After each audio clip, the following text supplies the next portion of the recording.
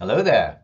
In this lesson, we're going to learn about the gas laws, which are the relationships between those different factors that we can change about a gas.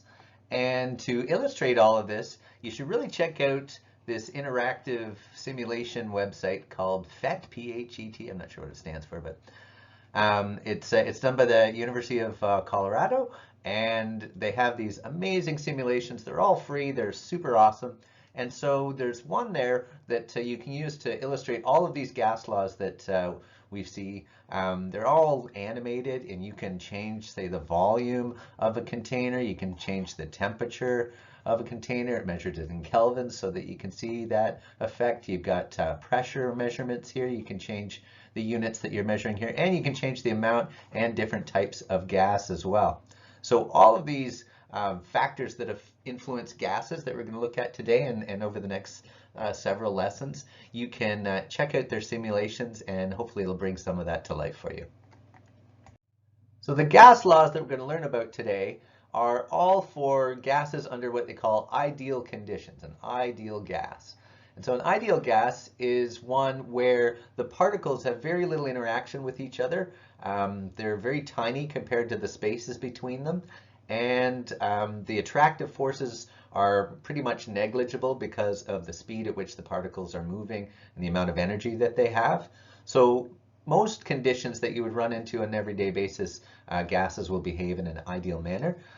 Conditions where they don't, if you drop the temperature low enough, some particles will start to slow down enough that the attractive forces will start to take over.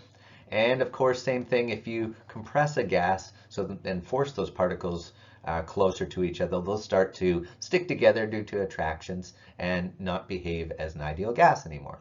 So real gases, of course, do have attractive forces, but under most conditions, save the low temperature and high pressure, they behave as if they don't.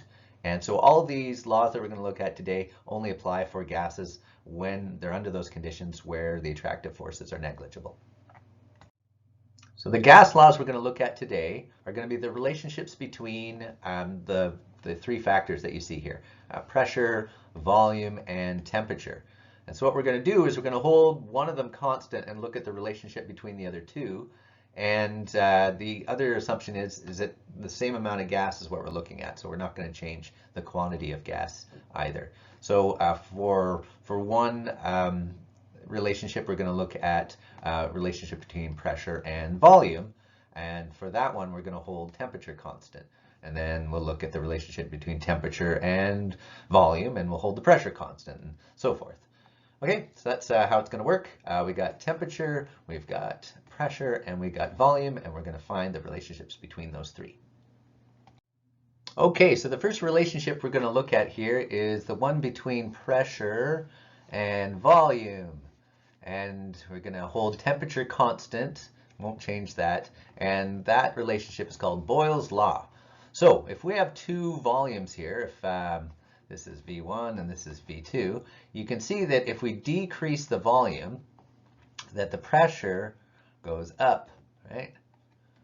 And so most people understand that this is due to squishing the same amount of gas particles into a smaller space. And of course, they're going to bang against the sides of that container more often and harder, and that's going to increase the pressure.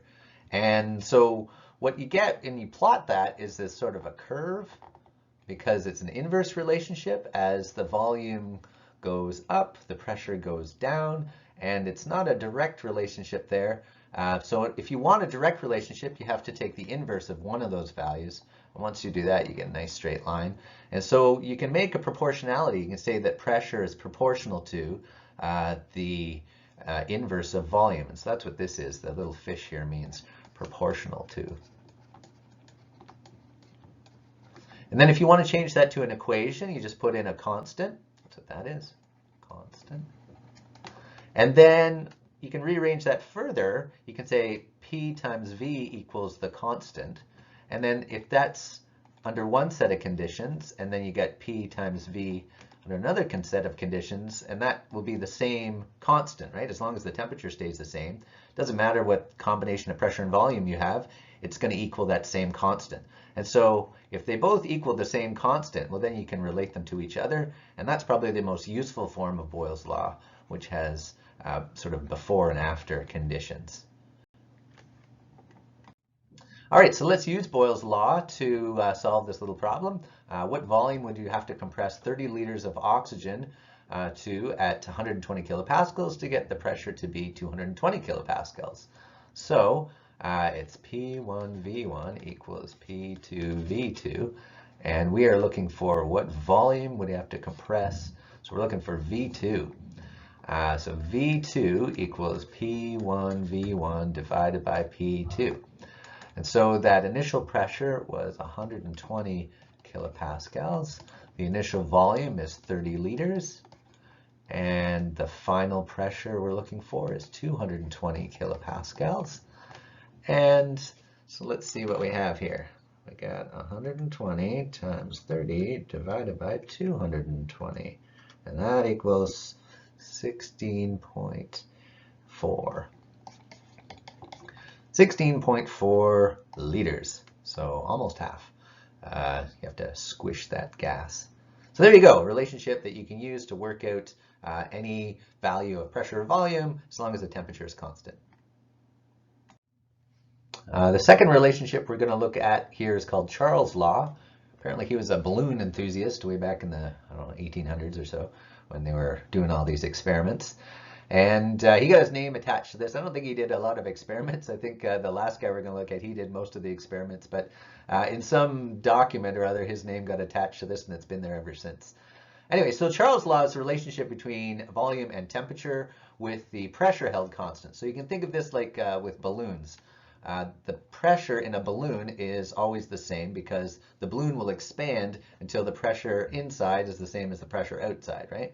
So whatever the pressure is outside of the balloon, it's going to be the same inside of the balloon, because if it wasn't, the volume of the balloon would change to compensate. So as long as the pressure is the same, like it is in a balloon, if you warm up a balloon, you're going to see that the volume increases. Or if you take a balloon and stick it in the fridge, when you go back, you will notice that it has decreased. So there's a nice direct relationship between volume and temperature. And using that same trick that we did before, where you put V and T on the same side and it equals a constant, you can come up with this relationship, which is probably the most useful form of Charles' Law. And then you don't have to worry about what this constant is, because it'll depend on pressure, and we have this nice clean way of stepping over that. All right, so what can we do with that? Well, let's have a look.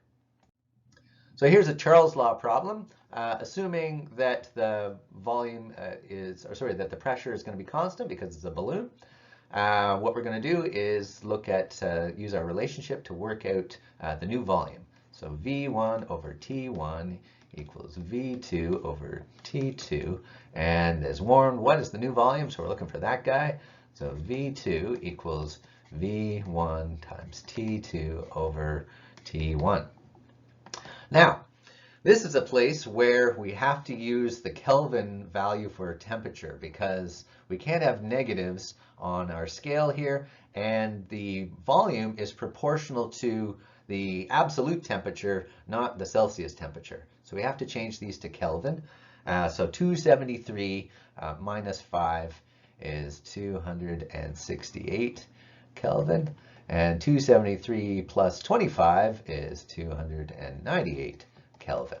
So now we're all set. We can just put it in here. The first volume is 5.0 liters. The second temperature is 298 Kelvin, and the first temperature is 268 Kelvin.